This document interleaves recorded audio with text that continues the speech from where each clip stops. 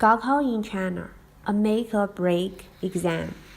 The National College Entrance Examination, known as GaoKao in China, held annually from June 7th to 9th in mainland of China, is a precondition for entrance into almost all higher education institutions at the undergraduate level. The mark received by the student is generally a weighted sum of their subject marks. The maximum possible mark varies widely from year to year and also varies from province to province, which decides whether they will go to universities or not, and if yes, which universities they will attend. Much of China goes into effective lockdown during the test, with factories and building sites closed down, drivers banned from honking their horns, and police on patrol to ensure students aren't disturbed. In China, the GaoKao is commonly described as a 独木桥, which means a difficult path that everyone has to walk. Why? The GaoKao is considered a distant relation of the Kazhu, which tested an applicant for a government office in the Han Dynasty and became the sole criterion for selection from the 7th century until its abolition in 1905. There are tales of men going mad or committing suicide while studying for the grueling test. The GaoKao was first instituted in 1952 under the new communist government. After a great leap forward movement in 1958, the GaoKao was suspended during the Cultural Revolution. It was only in 1977, the year after Mao Zedong's death, the GaoKao resumed in its modern form.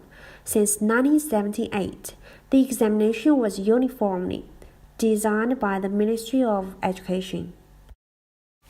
The population in China was increasing to around 1.3 billion till 2016, while the number of universities is around 2,500.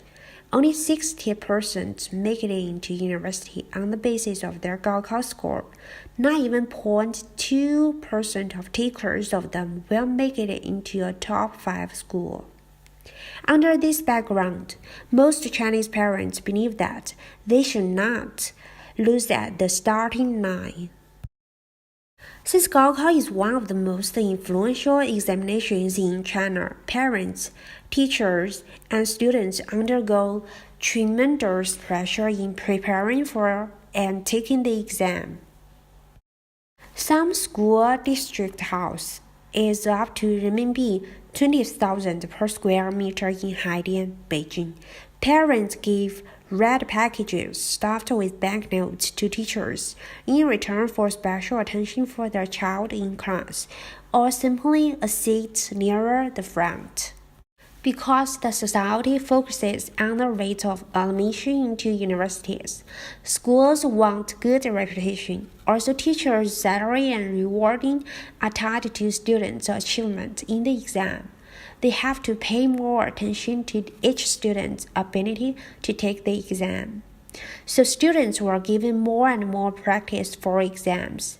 This climate teaching involves students memorizing large volumes of information fed to them and undertaking many practice exercises in order to optimize exam writing ability.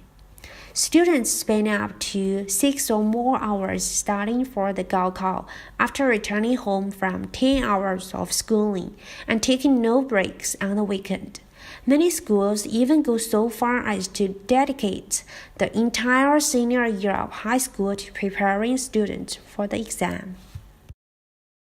The teaching is the lack of focus on teaching critical thinking and ignoring students' emotions, values, and personalities.